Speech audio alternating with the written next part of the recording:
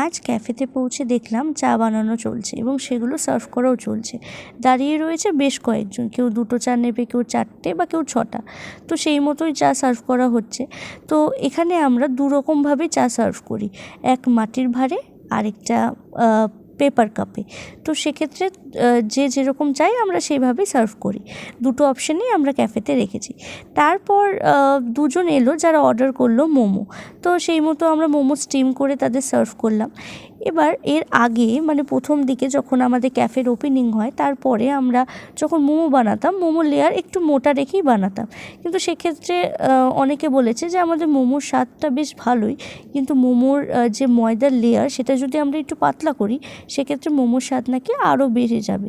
তো সেই মতোই আমরা তখন থেকেই ময়দার লেয়ারটা একটু পাতলা বানাই। তো সেক্ষেত্রে আমাদের মোমোর স্বাদ এতটা ভালো হয় যে অনেকে 1 প্লেটের জায়গায় 2 প্লেট খেয়ে যায়, বা অনেকে 2 প্লেটের জায়গায় 4 প্লেট 5 প্লেট প্যাকিং করে নিয়ে যায়।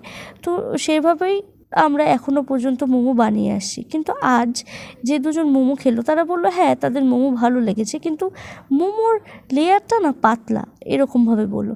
তো তখন আমি তাদের বললাম যে না, এর আগে কেউ এরকম বলেনি, সবাই মোমোর লেয়ার পাতলা বলেই আমাদের মোমো পছন্দ করে।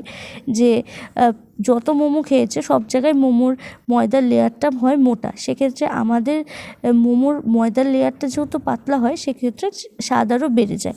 তার জন্যই সবাই আমাদের মোমো পছন্দ করে। কিন্তু সে বলল যে না, আমাদের অ্যাকচুয়ালি ময়দার লেয়ারটা একটু মোটা হলেই ভালো লাগে, কিন্তু তবুও ভালো, তোমাদের মোমো খারাপ নয়। বাট আমরা যেহেতু ওটা খেয়ে অভ্যস্ত, তো আমাদের ওটাই ভালো লাগে।